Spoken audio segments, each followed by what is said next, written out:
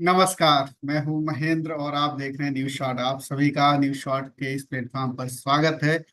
और आप लोगों के सहयोग की वजह से ये चैनल लगातार आगे की तरफ बढ़ रहा है।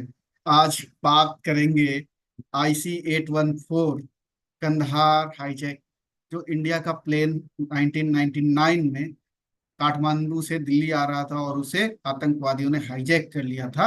उसकी मैं पूरी कहानी बताऊंगा, सच्चाई क्या है, क्या रियल स्टोरी है। और अनुभव सिन्हा जो बॉलीवुड के बहुत ही मशहूर डायरेक्टर प्रोड्यूसर हैं, उन्होंने एक सीरीज बनाई है IC-814 द कंधार हाईजैक। तो इस पर विवाद हो गया है। तो क्या है विवाद और ये सीरीज कैसी है, उसकी भी मैं रिव्यू में दूंगा आपको, क्योंकि मैंने वो सीरीज देखी है। तो कहाँ विवाद है, कितना बड़ा विवाद है, या इसे विवाद बनाया जा रहा है, वो सारी चीजें मैं आपको इसमें बताने वाला हूँ। अगर आपने अभी तक इसका प्रोमो नहीं देखा हो और आप अगर रिकॉग्नाइज नहीं कर पा रहे हो कि कौन सी सीरीज है, तो मैं आपको वो प्रोमो दिखा रहा हूँ, जिससे कि आपको ये आइडिया लग जाए कि ये सीरीज कौन सी है, अनुभव सिन्हा ने किस किस तरीके का बनाया है, किस तरीके का कंटेंट है ये। आप ये सीरीज देखिए। नमस्कार। Hello Indian airlines office. My self Ramchandra Yadav from the Indian embassy. Duty officer से बात कर रही what is it regarding sir? है, उनसे बोलिए it is urgent. Windows mind. IC-814 पे कुछ सस्पिशियस लोग हैं। ये अनुभव सिन्हा ने real story According to police, Don't give me more bad बनाई है। news. लेकिन 1999 बॉस, इंडियन एयरलाइंस का प्लेन हाईजैक हुआ है। काबुल ले जाओ। काठमांडू से इंडिया काबुल तक नहीं पहुंचना चाहिए and we have to end this thing here in India. हमें सिर्फ अपना जॉब नहीं करना है, ड्यूटी करनी होगी विनय जी। मुझ पे भरोसा करें। मैं पूरी कोशिश कर रहा हूँ कि हम जल्द से जल्द अपने घर पहुँच सकें। हाँ ट्रस्ट में, आप मेरी बात समझे। चार, अगर बाउजर में कुछ भी बता सबसे भी मुझे गोली मारते। तीन, मेरी बात सुनिए। दो।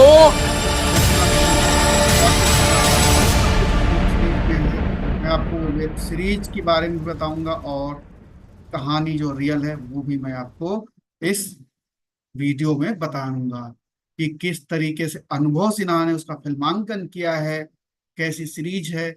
मैं चूंकि देख चुका हूं, मैं बता सकता हूं कि आप यकीनन आप उठ नहीं पाएंगे, इतनी अच्छी सीरीज है।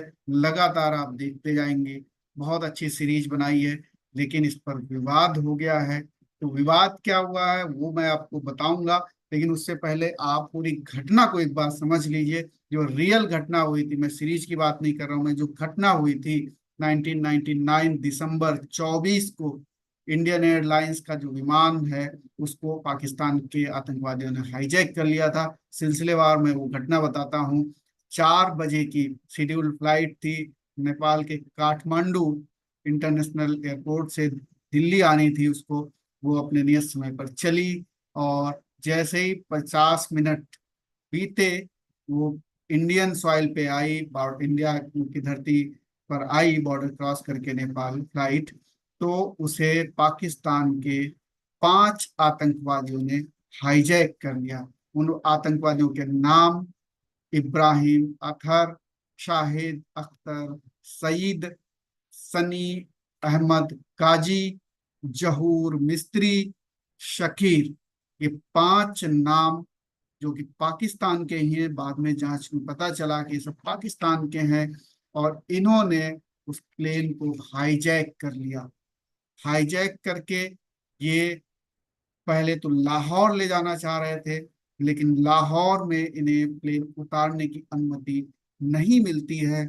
उसके बाद ये डिसाइड करते हैं कि हमें, चूंकि विमान में तेल भी नहीं था, इनको कैप्टन ने बताया कि तेल नहीं था। और कैप्टन कौन थे वो मैं आपको बता देता हूँ 1 मिनट में। कैप्टन उस वक्त जो थे वो थे देवी शरण। कैप्टन देवी शरण थे, पायलट थे। फर्स्ट ऑफिसर इसमें राजेंद्र कुमार थे। फ्लाइट इंजीनियर अनिल कुमार जगिया थे। तो ये लोगों ने जब उनको बताया, कन्विंस किया कि तेल नहीं है तो रिफ्यूल करना होगा, तो रिफ्यूलिंग के लिए अमृतसर में ये फ्लाइट नीचे लैंड करती है। और बात की जाती है टीसी से कि हमें फ्यूल चाहिए रिफ्यूल करने के लिए, क्योंकि प्लेन हाईजैक हो चुका है। सरकार, एजेंसियां सब जब हाईजैक की इनको खबर मिलती है तभी सब हाई अलर्ट पे हो गई थी। और ये प्लेन 40 से 45 मिनट अमृतसर में रुकता है, हालांकि रिफ्यूलिंग नहीं हो पाती है। सरकार उस दौरान कुछ करना चाह रही थी, लेकिन वो उसी लिए डिले कर रहे थे। इसी में हाईजैकर्स को कुछ ऐसा अंदेशा होता है कि आखिर हम कहीं संकट में आ सकते हैं, तो गेम ओवर हो सकता है। इसलिए उन्होंने गन पॉइंट पर कैप्टन देवीसरन से फिर उन्होंने कहा कि आप इसे टेक ऑफ करिए इमीडिएटली, और टेक ऑफ करके ले जाते हैं। और फिर अगली डेस्टिनेशन लाहौर की होती है, लेकिन लाहौर ने फिर मना कर दिया कि हमारे यहाँ आपको नहीं मिलेगा। उसके बाद फिर ये दुबई जाते हैं। दुबई में इनको उतारने की अनुमति मिल जाती है, नाइट वहीं बिताते हैं। और फिर सुबह जो है कंधार जाते हैं अफगानिस्तान, क्योंकि नाइट में अफगानिस्तान में साधन नहीं था फ्लाइट उतारने का, क्योंकि उस वक्त तंगहाली में अफगानिस्तान 1999 में वहाँ तालिबान का शासन था। तो किस हाल में वो देश था सभी जानते हैं, तो वहाँ पर वो सुविधा नहीं थी। हालांकि उन्हें अनुमति मिल गई थी उतारने की। तो दुबई में फिर वो 23 जो 27 पैसेंजर, जो 179 पैसेंजर्स थे इस प्लेन में, और 11 क्रू मेंबर्स थे, तो 27 लोगों को वो डिबोर्ड करते हैं। उनमें से महिलाएं, बच्चे, बीमार, बुजुर्ग ऐसे लोग होते हैं। उनमें से एक व्यक्ति की जान चली जाती है, उसका ये लोग कत्ल कर देते हैं, मर्डर कर देते हैं हाईजैकर्स। तो वो आदमी डेड बॉडी और 26 और लोगों को वहां दुबई में उतारा जाता है, जिनमें ज्यादातर महिलाएं, बच्चे होते हैं। और उसके बाद अगली सुबह यानी 24 दिसंबर को ये शाम को हाईजैक होता है। फिर रात में ये दुबई पहुंचता है। सुबह उसके बाद दुबई से फिर ये दुबई में रिफ्यूलिंग होती है बस। उसके बाद फिर ये सुबह में लैंड करता है कंधार में। तो ये पूरी स्टोरी रहती है। दुबई में रुकने नहीं दिया जाता, केवल दुबई में उतारते हैं, रिफ्यूलिंग होती है और उसके बाद कहा जाता है कि आप लेके जाइए जहाँ जाना है आपको। तो ये विमान सुबह जो है कंधार में उतरता है अफगानिस्तान में। और कंधार में इसको फिर जिस तरीके से तालिबान के लोगों ने इसको सुरक्षित अपने कब्जे में रखा, तो इस तरीके से 24 तारीख को जो नेपाल के काठमांडू से चला था विमान, वो 25 तारीख को कंधार में था। इसी को कंधार हाईजैक बोलते हैं, फेमस है ये। पूरी दुनिया की नजरें थी इस पर, तो पूरी दुनिया ने कोशिश की इसके लिए। अगर ये कहा जाए, इंडियन गवर्नमेंट तमाम जगहों से मदद मांग रही थी किसी तरीके से ये, क्योंकि वहाँ तालिबान शासन था। पाकिस्तान के जो आईएसआई है माना जा रहा था, वो भी शायद इसमें इन्वॉल्व है। टेररिस्ट तो इन्वॉल्व थे ही।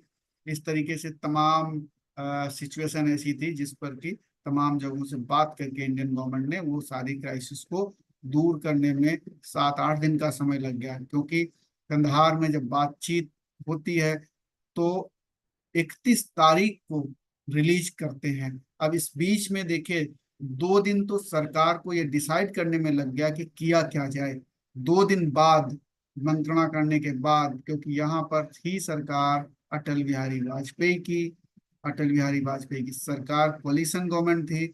और जो उस दौरान के जसवंत सिंह विदेश मंत्री थे, लाल कृष्ण आडवाणी गृह मंत्री थे, और तमाम और पार्टियां उसमें शामिल थी। अब ये डिसाइड करने में सरकार को 2 दिन लग गया। 2 दिन के बाद यहाँ से भेजा गया जो वो थे विवेक काटजू जो राजनयिक हैं, अजीत डोभाल जो कि जेम्स बॉन्ड कहलाते हैं, उस वक्त तो वो रॉ में रहे होंगे, सीडी सहाय। तो ये लोग भेजे गए वहां पर कि जाइए आप नेगोशिएशंस कीजिए। तो ये अधिकारी गए, डिस्कशंस हुए वहां पर। इन लोगों को 31 तारीख तक जो बातचीत है वो मुकम्मल हो पाई, और उस बातचीत के आधार पर डिसीजन ये हुआ कि 3 टेररिस्ट छोड़े जाएंगे।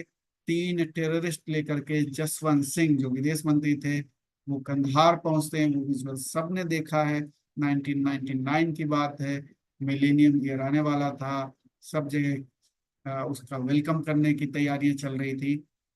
तब ये विजुअल आते हैं जसवंत सिंह, और वो कौन से 3 आतंकवादियों को ले आते हैं। वो बहुत ही खूंखार आतंकवादी होते हैं। मसूद अजहर, जो आज भी दुनिया की नजरों में मोस्ट वांटेड टेररिस्ट है, इंडिया को परेशान करता रहता है। मसूद अजहर था, इसे छोड़ा गया। अहमद उमर सईद शेख था, और एक था मुश्ताक अहमद जरगर। ये खूंखार आतंकवादी, इन तीनों खूंखार आतंकवादियों को जसवंत सिंह ले जा करके वहां छोड़ते हैं। होस्टेजेस, ये जो पूरा एपिसोड है वो खत्म होता है। वहां से वो लेकर के नए साल में इंडिया पहुंचते हैं, जश्न मनता है। तो इस तरीके से ये पूरा 24 से लेकर के 31 तारीख तक ये पूरा चलता है घटनाक्रम। और इस घटनाक्रम में आ, बहुत कुछ सरकार ने कोशिश की, अधिकारियों ने कोशिश की, तमाम इंटरनेशनल प्रेशर्स हुए। उसके बाद ये होस्टेज ड्रामा, ये होस्टेज इंसिडेंट खत्म होता है, और सकुशल हमारे जो पैसेंजर्स हैं वो आते हैं। अब इसमें बहुत सारे ऐसे पैसेंजर्स थे जो कुछ फॉरेन नेशनल्स थे, जिसमें एक बहुत ही बड़ा नाम था। वो अगर उनको कुछ हो जाता तो बड़ा मुश्किल पड़ जाती।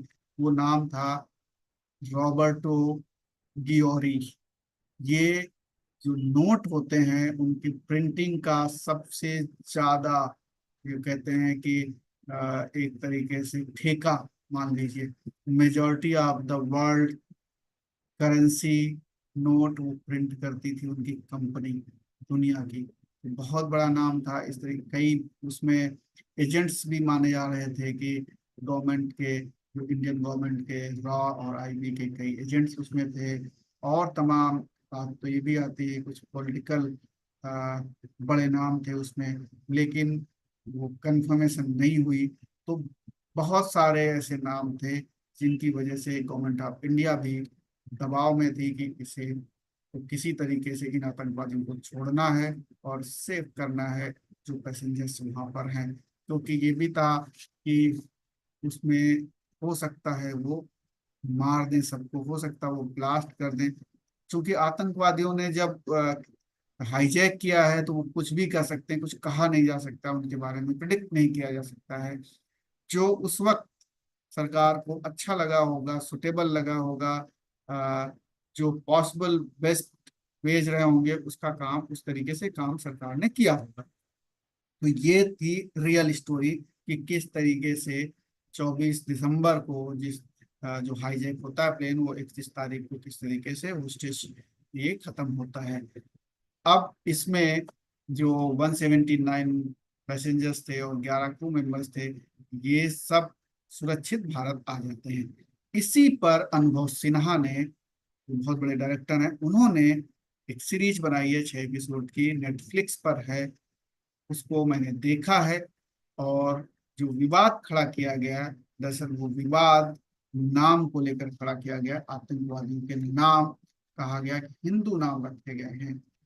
तो दरअसल इसमें समझने वाली बात है कि जो आतंकवादी कोई घटना को अंजाम देता है तो वो कुछ कोड नेम भी अपने रखता है। रियल नेम कम ही उच्चारित करता है, कोड नेम पे बात करते हैं। तो कोड नेम उस वक्त वो 5 आतंकवादियों ने जो नाम रखे थे, वो नाम थे चीफ, डॉक्टर, बर्गर, भोला और शंकर। तो 3 नाम तो ठीक है, चौथा और 5वां नाम भोला और शंकर, इसी पर विवाद खड़ा हो गया। तमाम ट्रोल्स ने, तमाम लोगों ने कहा कि भावनाएं आहत हो रही हैं, हिंदू धर्म के नाम है ये, जबकि आतंकवादी मुसलमान थे। अब सवाल ये है कि आतंकवादियों ने क्या नाम रखे। उसमें अनुभव सिन्हा, हमारा, आपका, सरकार का कोई बस तो है नहीं कि नाम, आप मुसलमान हैं तो आप मुसलमान ही कोड नाम रखिए। चीफ, डॉक्टर, बर्गर, ये तो कोई धर्म नहीं है। भोला और शंकर नाम है। ये पहले भी ये अगर आप देखोगे कहीं लिखा हुआ तमाम जगहों पर, तो ये पहले भी मिलता है कि ये कोड नाम थे उनके। ये जो इब्राहिम अतहर था, शाहिद अख्तर था, सन्नी अहमद काजी था, जहूर मिस्त्री और शाकिर, ये 5 आतंकवादी थे। और इन्होंने अपने नाम चीफ, डॉक्टर, बर्गर, भोला, शंकर, इस तरीके से नाम इन्होंने रखे थे। तो ये अब इसी पर विवाद हो गया कि भोला और शंकर नाम अनुभव सिन्हा ने क्यों रखा। तो ये अनुभव सिन्हा का दिया हुआ नाम नहीं है, ये नाम आतंकवादियों ने अपना कोड नाम रखा था। और ये भोला और शंकर एक एपिसोड में एक बार लिया जाता है नाम। पूरे 6 एपिसोड में आपको कहीं भोला और शंकर सुनने को नहीं मिलेगा, एक एपिसोड में एक बार नाम लिया जाता है। और ये कहा जाता है जब वो कंधार पहुंच जाते हैं कि पैसेंजर से कि आपको कोई जरूरत हो, आतंकवादी कहते हैं, तो ये लोग आपकी मदद करेंगे, भोला और शंकर। अब आप या इनका कहना मानना है आपको। तो भोला और शंकर ये दो आतंकवादी जिनके नाम को लेकर के विवाद हुआ, ये एक बार सीरीज में नाम लिया जाता है इनका। और ये कोड नेम थे, जैसे चीफ या डॉक्टर या बर्गर, इनके भी नाम नहीं लिए जा रहे थे। इसी तरीके से ये दो नाम कोड नाम थे। इसी पर विवाद खड़ा हो गया और इसी पर आईबी मिनिस्ट्री के यहाँ पेशी हो गई कंटेंट हेड की।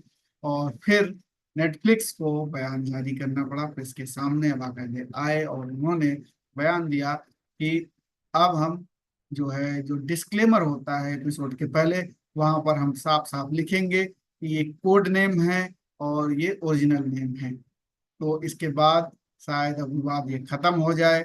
वैसे तो विवाद जैसा कुछ विवाद है नहीं इसमें, ये कोड नेम है। पूरी सीरीज आप जब देखेंगे आपको कहीं से नहीं लगेगा कि कहीं अनुभव सिन्हा ने ये कहने की कोशिश की है कि आतंकवादी हिंदू धर्म से ताल्लुक रखते हैं। कहीं नहीं, किसी भी तरीके से नहीं, ना पहनावे से, ना ही किसी और तरीके से उन्होंने ये शो करने की कोशिश की हो कि ये हिंदू धर्म से जुड़े हुए आतंकवादी हैं।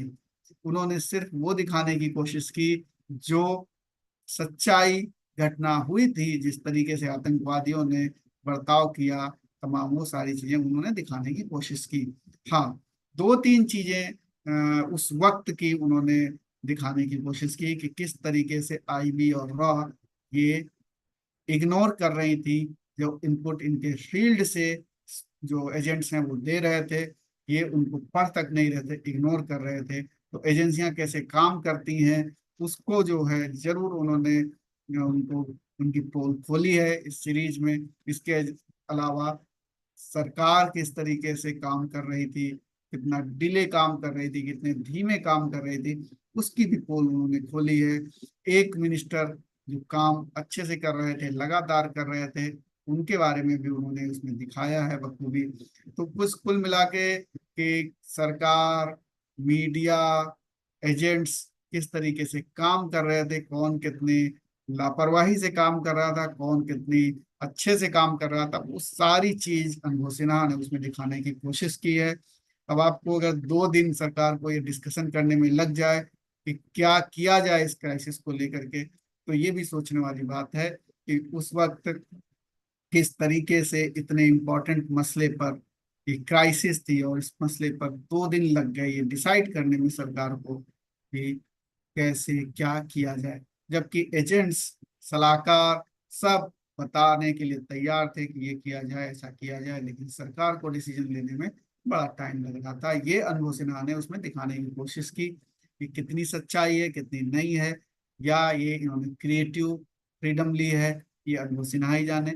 लेकिन एज ए दर्शक आप जब देखेंगे इस सीरीज को तो आप बोर नहीं होंगे, आप उठने की हिमाकत नहीं करेंगे। पूरी की पूरी 6 एपिसोड आप लगातार देखते जाएंगे। ये इतनी अच्छी कहानी, एकदम गुथी हुई है कहानी, इतनी इंटरेस्टिंग तरीके से परोसी है उन्होंने। आपको बिल्कुल 1999 का वो हाईजैक याद आएगा। बहुत सारी चीजें उसमें उन्होंने दिखाने की कोशिश की है। इसको लेकर के भी थोड़े क्रिटिसिज्म अनुभव सिन्हा को मिला कि आतंकवादियों को जो बहुत जैसे फिल्मों में दिखाया जाता है ना कि आतंकवादी क्रूर ही होगा, आतंकवादी बात बात पे मारेगा, गाली देगा, गोली मार देगा, इस तरीके का उन्होंने नहीं दिखाया है। तो इस पर भी थोड़ी आलोचना हो रही है। हालांकि अनुभव सिन्हा एक वेब सीरीज बना रहे हैं, उन्होंने कहा है कि उस पे ये रियल स्टोरी से प्रेरित है, तो क्रिएटिव, थोड़ा बहुत क्रिएटिव फ्रीडम तो लेंगे ही जिससे कि वो अच्छा लगे। क्या हो सकता है ऐसा ही उस वक्त के आतंकवादियों ने ऐसा ही बिहेवियर किया हो, क्योंकि उनको टारगेट उनका कुछ और था, उनको आतंकवादी छुड़वाना था, पैसेंजर्स को मारना उनका कोई टारगेट था नहीं। उनको ये था, हो सकता उनको ये भी लग रहा हो कि अगर हम मारेंगे तो हो सकता है होस्टेज ना ही जो उनके आतंकवादी है वो ना छोड़े जाएं। तो कई चीजें होती हैं। तो वो अनुभव सिन्हा ने वो दिखाने की कोशिश की है कि वो किस तरीके से बिहेव कर रहे थे। ज्यादातर समय में उन्होंने अच्छे से बिहेव किया। कुछ समय कुछ ऐसी एपिसोड हैं, उसमें कुछ ऐसे इंसिडेंट हैं जहां पर उन्होंने क्रूरता भी दिखाई। तो तमाम चीजें हैं, वो एक आपको देखने में एक तरीके से अच्छी लगेगी ये सीरीज पूरी, और आप लगातार इसको देखेंगे। तो विवाद जो मैंने है वो मैंने बताया आपको कि भोला और शंकर जो दो नाम हैं, उन नामों पर विवाद हुआ है। इसके अलावा और कोई इसमें विवाद नहीं है। बहुत अच्छी बन पड़ी है ये सीरीज। जो आतंकवादी हैं वो आतंकवादियों के कोड नेम होते हैं।